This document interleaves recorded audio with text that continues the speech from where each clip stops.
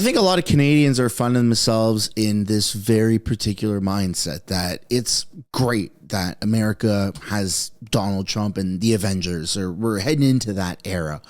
But Canada is being a little bit left behind, and nobody wants this. In fact, everybody wants a snap election before Trump becomes sworn in as president on January 20th, because Justin Trudeau's not the guy to go toe-to-toe with the Trump administration. In fact, Elon Musk wants Trudeau gone. You got Trump wants Trudeau gone. Pretty much everybody in Donald Trump's cabinet that he's appointed wants Justin Trudeau gone. And so what we're going to take a look at today is actually Justin Trudeau's response to going toe-to-toe with Trump. But then we're also going to take a look at Pierre Poilievre's response for how he is going to handle Donald Trump and the administration.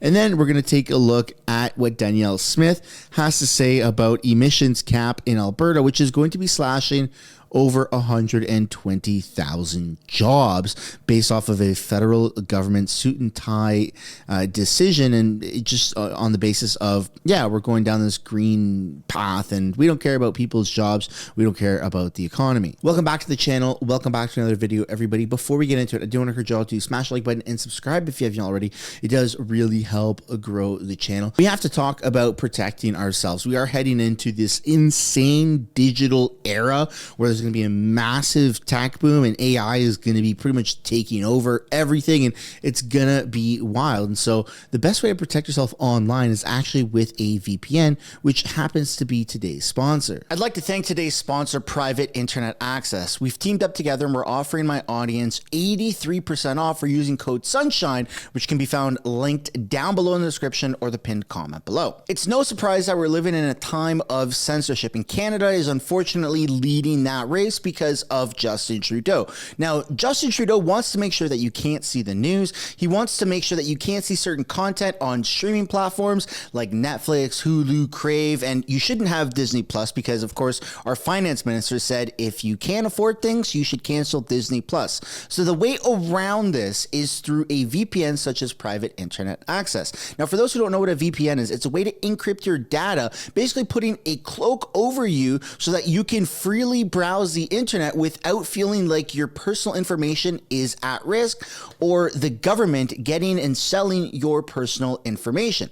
And the best way that I like to go about this, the best cloak that I like to put over myself is Private Internet Access, which again can be found linked down below in the description or the pinned comment below for 83% off. Thank you, Private Internet Access, for sponsoring this video. And without further ado, let's just get into the video.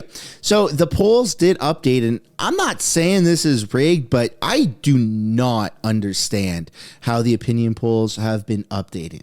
So the Conservative Party, Pierre Poilievre, somehow went down a few projections. He's now at 214 projected seats with a bottom line of 183. He only needs 172 for a majority, but still, I don't understand how he's going down, and I more specifically don't understand how Justin Trudeau's going up. He was at lower 60s, now he's at 66. Doesn't make any sense, but of course that would be his number, right? And then Bloc is still at 44 and NDP Jagmeet Singh down to 17.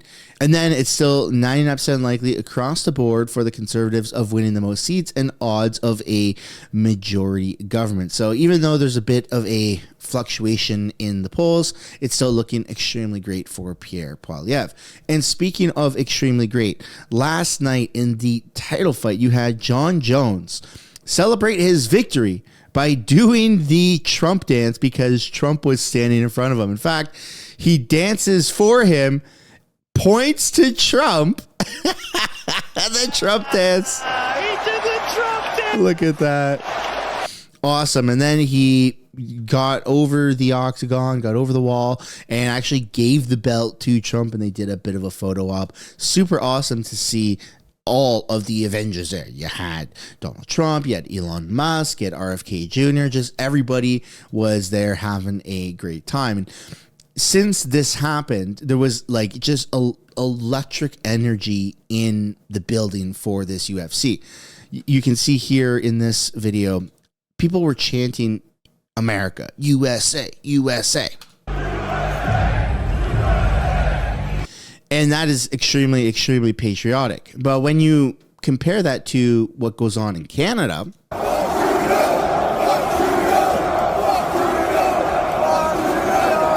I get it. Look, I don't like Trudeau. I'm just as much as the next guy. I hate Trudeau.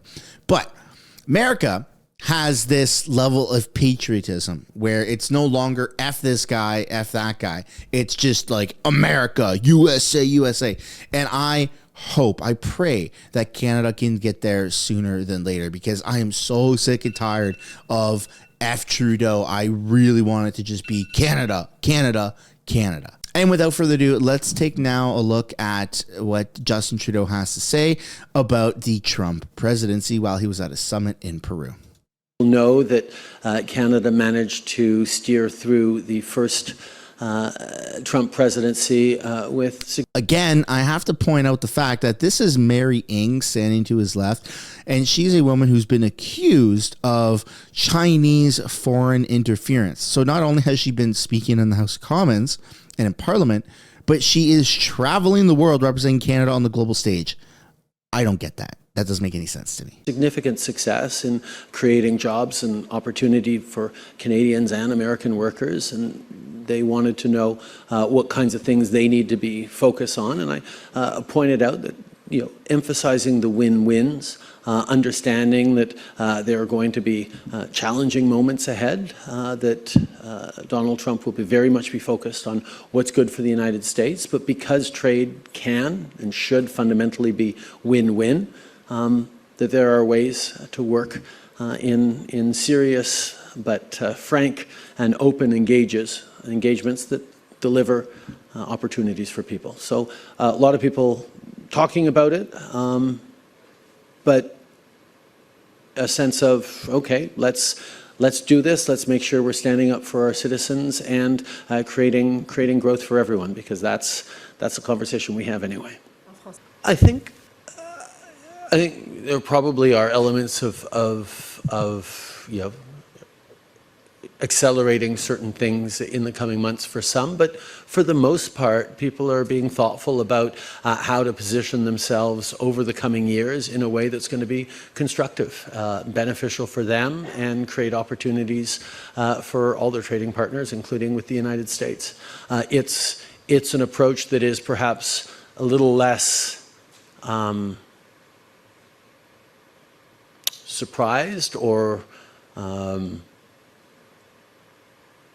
anxious than it was 8 years ago when Donald Trump was first elected. I think people know a little more about what to expect and are leaning on examples of countries like Canada that managed to navigate successfully through win-win renegotiations of our most important trade deal as examples of the kinds of constructive work that we can do to grow the economy and benefit citizens. Well, I think there is a sense, and I don't want to get too much into analysis or opinion here, but there is a sense that that this is something, this is an administration that has an approach that is less unknown than it was back in 2016. There are potentially some very challenging consequences of some of the decisions that may be made, but I think a lot of countries are focused on building up resilience and capacity to respond to those challenges, as opposed to wondering whether or not those challenges are going to materialize. I think people know those challenges are going to materialize, that Donald Trump is someone who tends to do what he says he's going to do, and that means people are going to be able to think about how to position themselves best given some of those things that are coming. And that wasn't necessarily the sense back in 2016. He's screwed. He's absolutely screwed. Also, why does it seem like every time Justin Trudeau talks, he's not a real person? Like, he's just not able to very accurately and concisely answer questions and give responses. He always beats around the bush. This is the typical politician way to do things, and people are fed up with it, especially here in Canada. Pierre Poilievre is so much better at speaking, so much better at answering questions, so much better at delivering a point across, whereas Justin Trudeau just does this like circular talking, which maybe used to be how politicians thrived, but that's no longer the case. And that's the relationship between Canada and America with Trump. Let's take a look now at what's going to happen with our relationship with China. For Peru, the relationship with China is everything. As Chinese President Xi Jinping arrived for the annual APEC summit, he opened a new port in the Peruvian capital, paid for by China. It's yet another example of China extending its influence in the world, while Trump focuses on America first. Canada's relationship with China is more modest, as Foreign Affairs Minister Melanie Joly conceded after her meeting with her Chinese counterpart. The goal when it comes to a relationship to China is that, of course, we'll always defend Canada's interests, but we need to have a predictable relationship. And that's my job. The other job for Joly and the Canadians here, answering questions from other world leaders about Trump. If there's a country in the world that understands the US, it's Canada. And that, Joly says, has made Canada even more relevant at a global forum like this. I think that Canada's influence is actually increasing because of the impacts that the world is now facing with the new administration. How are you? Good to see you. Prime Minister Justin Trudeau spent the day meeting other APEC leaders, including Indonesia's president. Indonesia and Canada has had very good relations, I think, for many, many decades. And the relationship took a step forward with a new Canada-Indonesia trade deal. Indonesia is the fourth largest country in the world by population. It's the most important economy in Southeast Asia. In a speech to a group of business leaders here, Justin Trudeau boasted that Canada was third in the world when it came to new foreign direct investment last year. Canada's been facing a massive boom of investment from around the world of companies that want to come into Canada. The message that Canada is trying to send here is that, yes, there may be some turbulence, some chaos even when Trump takes over, but so far as business and investment is concerned, Canada can be a safe haven. I don't know about that. I feel like under Trudeau's leadership, nothing is going to be a safe haven. But that's my own personal opinion. I would absolutely love to know yours. And now we're going to take a look at Pierre Poilievre and what he has to say about Canada's relationship with America under Trump, because I think that he is way better suited for that job than what Justin Trudeau is.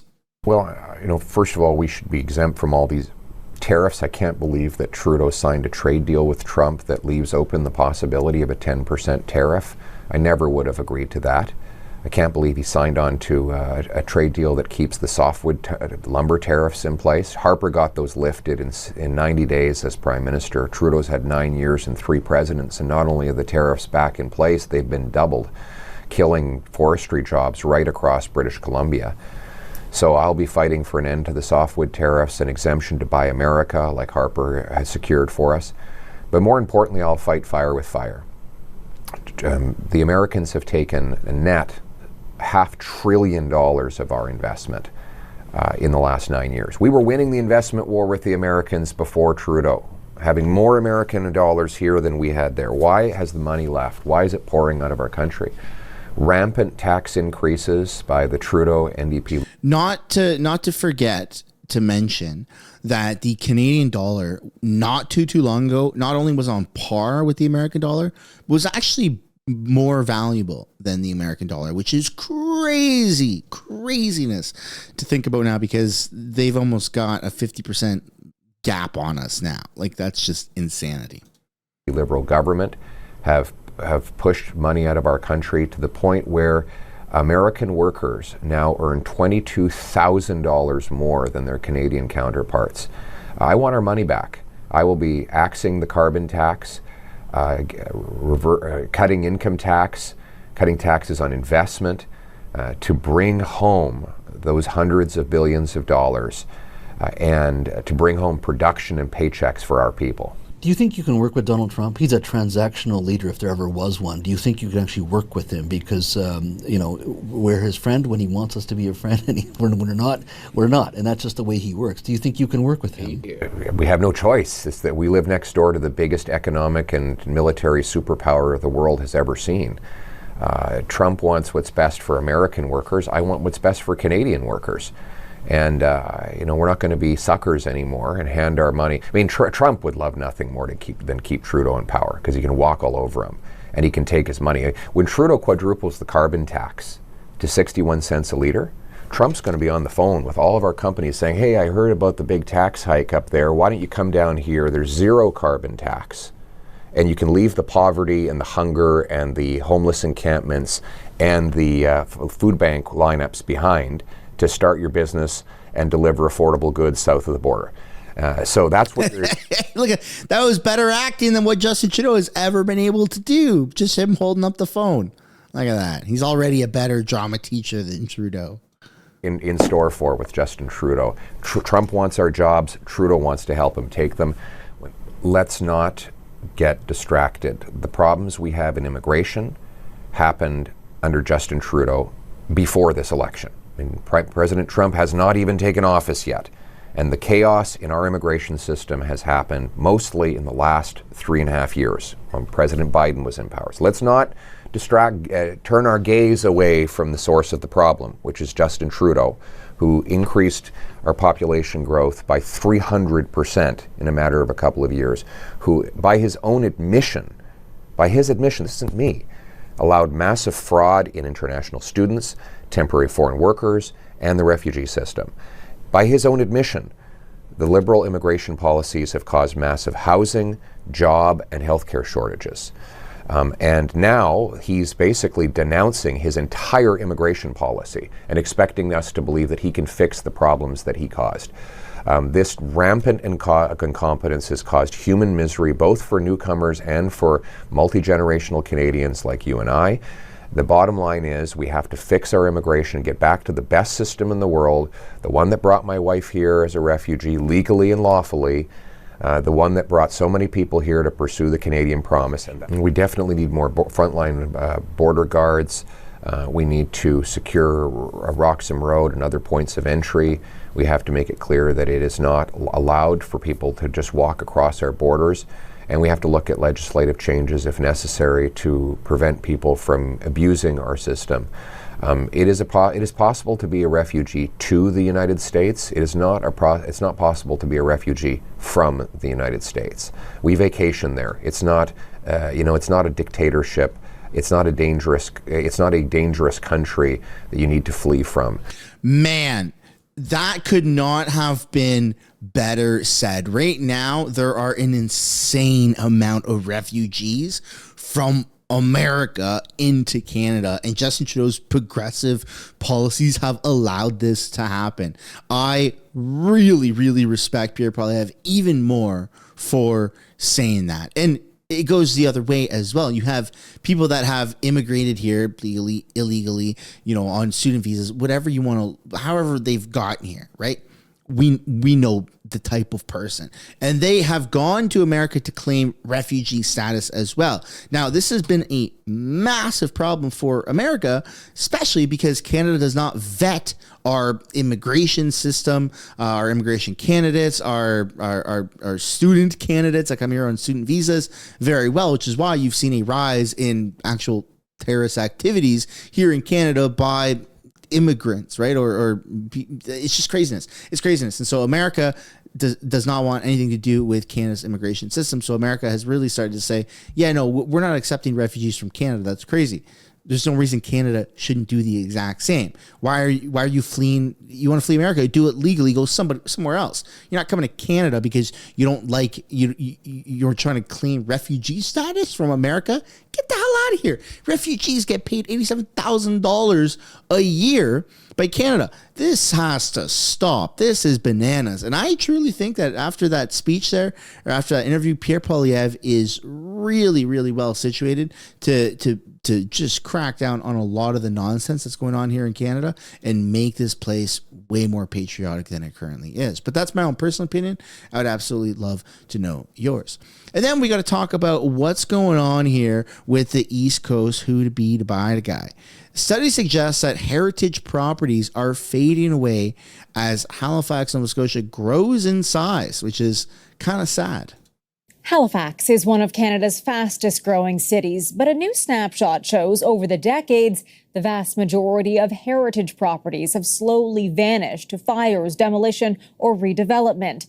Here's CTV's Paul Hollingsworth on the push to preserve a rich history. St. Mary's University archaeologist Jonathan Fowler is sounding an alarm with a new study. Fowler says Halifax's historic architecture is slowly being wiped away as the city continues to grow. You look at the maps and you see the old Halifax of 1878, but we've layered that over the modern city. So you can compare what was there and what's there now. Fowler has unveiled new research that measures urban change as an academic exercise. Cities have always been about change. Cities are very dynamic. That's okay. But in a historic city like Halifax, we have to be deliberate about that change. We have to be intelligent about it, or we're going to wake up in a city that doesn't look like anything we know. Many of the older structures have disappeared. On this map, the red buildings are gone and the green buildings are still standing. According to Fowler, Halifax had almost 9,000 buildings in 1878. Since then, only 1,143 have survived. That's an attrition rate of 87.2%. Historian Blair Bede hopes these findings serve as a wake-up call to help preserve Halifax's history that dates back centuries. Honestly, this is something that I'm kind of on board with. I feel like Canada doesn't do the greatest job of preserving our history. I know a lot of our government buildings, parliament buildings are these old heritage buildings, but there's so many like small places or just cities in America that have super old buildings and houses, and it's just really nice to see that not everything needs to be brand new construction. That's just my own personal opinion. I'd absolutely love to know yours. And now we're going to take a look at Danielle Smith and what she's got to say about the federal government cutting over 120,000 jobs by doing this emissions cap, which is something that nobody is on board with. This is just a very radical policy change that the federal governments are trying to do to squeeze people out of oil and gas. And I mean, luckily, it doesn't seem like they're going to win the next election. So all this is going to get reversed, but it's still going to cause a lot of damage. I wanted to start off on that cap because you have been opposed to it from the start. The federal government says bending on it now would throw their climate plan into jeopardy, even when the new administration south of the border is taken into account. Don't they have a point there? No, they don't. I mean, not bending on some of the direction they've taken, it will jeopardize our relationship with the United States, which is the largest trading relationship that we have, not only Alberta, but all of our provincial counterparts. We know one of the things that the new White House wants is energy security. We have the ability to offer that. And if you put on the table an emissions cap, which we know will cause a cap in production, you're not going to be able to negotiate in a way that's going to be best for Canada. So if they want to have a Team Canada approach, it means the emissions cap has to be off the table. How do you know for certain that it would amount to a production cap? You've been critical of the impact of climate policies levied so far by the federal government, and yet this year there are record exports to the United States of oil and gas, and there are oil specifically, I should say, and there is also a record level of production of that. So how do you know for sure that what the federal government is proposing, which by the way is even on the low end of what they had floated a number of months ago, is necessarily going to be a production cap? Well, it's because you have to wait for the technology to develop. And one of the ways in which our industry is going to decarbonize is by rolling out small modular reactors. We know that the time frame for developing the regulatory environment and getting those implemented is no sooner than 2035. So if you set targets for 2030, and 2035, the only way to reach them, if you don't have the technology on emissions reduction, is to shut in production. It's really just simple math. What we have always been advocating for is give industry the time frame that they need, which they say is 2050, so that we have time to develop the technology, implement the technology, develop out carbon capture, utilization, and storage, build that pipeline infrastructure, bring in new types of power sources. You can't do that with a snap of a fingers. You certainly can't do that within the short time frame that they've talked about. And so the only option is a production cap, and we'll be fighting that every step of the way. To that point, there is some flexibility, some compliance flexibility built into the plan. And beyond that, again, when you talk about all the technological development, you're taking industry's word for how long it's going to take. Ultimately, if they don't develop the technology, then the alternative for them is to cut production, but isn't that on them? Well, I would say that we have to work on a timescale that operates in the real world. We know that carbon capture, utilization, and storage does work. We've already safely stored 14 megatons of CO2 emissions, but we also know that it takes a long time with permitting and approval, with Indigenous consultation, with landowner consultation, and the timescales for getting things built. That can't be done in 5 years. Everyone knows that. And so I think that the reason why the federal government has put forward such aggressive targets is because they want to sell it to the public as an emissions cap, knowing full well it is a production cap and it's a violation of the Constitution. And that's why we will continue to fight against it. Is there a chance, though, that they are actually trying to ensure that those companies that you reference, that industry that you reference, actually does more than pay lip service to reducing emissions? I mean, the oil patch is a huge economic boon to this country. There is no way I would take away from the contribution that it makes to the Canadian economy. But it also contributes, to the emissions, the overall emissions. It's 30%. Shut up, Vashi. In this country. We have 1.5% of global emissions in Canada. Come on, Vashi, stop drinking the Kool-Aid. If you slow down the process of reducing those emissions, how can you say that you're really about fighting the effects of climate change?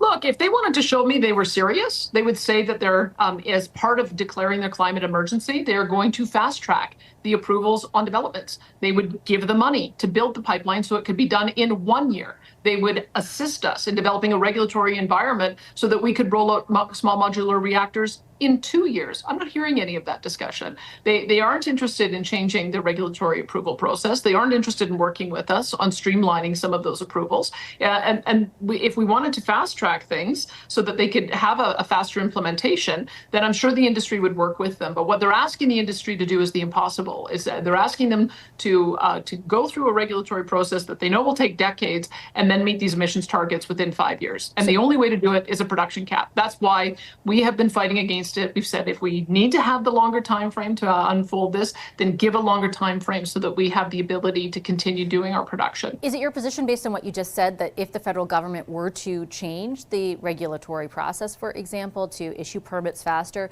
that actually it is feasible for the technology to meet those deadlines? Well, look, I think the first small modular reactor, as I understand it, is being rolled out in Darlington in 2026. And once you've established the framework for that, it should be fairly straightforward to be able to roll it out elsewhere. We've never had nuclear in our province, but when I talk to the officials about what it would take to get there, they're telling me the earliest is 2035. Look, I mean, we have to understand the reason why tens of billions of dollars have left our country is because of a federal regulatory process where there is no end in sight. We lost the Tech Frontier mine. We lost Energy East. We've lost multi-billion-dollar projects because the federal government has created such a convoluted process where there isn't a clear pathway to finishing. So I'm not going to hold out hope that all of a sudden they're going to see the light after 9 years and come up with a process that's going to allow this. If it's going to take the time, we need to give industry the time to be able to do it. And we simply are not going to agree to any kind of arbitrary emissions cap that we know will shut in our production. We're just not going to do it. And I do understand your point about concerns when it comes to the regulatory process more generally. But I remember covering all those issues along the way. And there were, segments of the population who felt they would be directly impacted by the development of that. And then even wider swaths of the population who felt that they would increase production to a level that would negatively impact emissions growth insofar as emissions would grow at an even more rapid rate. And climate change impacts would grow as a result of that in turn. And so the opposition, was real. It wasn't just fabricated by the government. It wasn't just because their regulatory process wasn't great, which I know the criticism is valid of. There were real concerns. Those concerns still exist. Well, look, here's the future as I see it, that natural gas is a build out to what will ultimately be a hydrogen economy, those same networks are going to be used to transport hydrogen, which has zero emissions. I look at our development of bitumen, because 6,000 different products can come from a barrel of oil, and one of the most valuable ones is asphalt, which my understanding is 60% of the product goes to make, or lubricants or other types of petrochemicals. Increasingly over time, we will have non-combustion uses for these products. We will have construction uses for these products. We just have to decarbonize at the production end. And I've mentioned the way we would do that. We do it through carbon capture, and we would also do it through small modular reactors. There is a future for natural gas and conventional oil and bitumen that allows for us to continue developing it. I think that the framework that the federal government present is that they believe that this industry is going to be phased out. It is not going to be phased out. The emissions are going to be phased out. We are still going to have a very robust bitumen, oil, and gas exporting market, and that's why we can't do anything that's going to compromise it prematurely. I did want to, as I promised, ask you about what's going on south of the border, and in particular, the speculation that if there are any imports or exports of imports into the U.S. that are exempt from the tariff that Donald Trump is threatening of 10% across the board, it's going to be energy exports. You have just joined up with a group of governors who are talking about energy security. Have you had anyone in or near Donald Trump assure you that that could be the case? I've had a couple of interesting conversations. I've had a chance to meet with Robert Lighthizer at a dinner last year, and I've read his book. He talks about fair trade. He believes fair trade is that we buy as much product from the U.S. as they buy from us. I asked him in particular about energy, and he's very enthusiastic about the Canadian energy sector. I asked him as well what we would need to do in order to have a more constructive relationship with the United States, and he said take a Canada First approach because as we've seen, Mexico is continuing to invite China to invest in Mexico, which is hollowing out the manufacturing sector in both America as well as Canada, and we've got to put Canada first. So that would be one reason why I think we have the ability to use our oil and gas as a way of meeting the federal government's national energy security needs. And I've had an opportunity to talk with Doug Burgum as well, who was the North Dakota governor until recently. He's now going to be Interior Secretary, and as Interior Secretary. Yeah, I don't think that we should be worrying too much about fighting climate change by switching to lower emissions and electric. In fact, I think that we're heading into an era where we need a lot of oil and gas. And as a proud owner of a large pickup truck, I absolutely love oil and gas. I also love EVs. I also love tech. I did live in a van for many years that was powered by solar. I wired the solar panels into the charge controllers and into the batteries, lithium batteries, all by myself. My lights, my fridge, my freezer, everything. Hot water on demand, everything was powered by solar. So I'm very into renewable energies as well. But I'm not delusional to the point where I think that if we just start bringing up the price of gas and we start cutting people's jobs in the gas sector, that's going to magically solve tornadoes that we don't have here in Canada, or floods or tsunami. Like, that's just not how that works. It seems to be a bit of a grift from certain angles. I think a lot of people are fed up with it. And now that we're heading into a Trump presidency again, I think that you're going to see a massive shift back to common sense, and they're just going to stop the wokeness. But that's my own personal opinion. I would absolutely love to know yours. Ladies and gentlemen, this is the end of the video. I hope you enjoyed it. If you did, make sure to drop a like and subscribe to the channel, and I'll see you in the next one. Bye for now.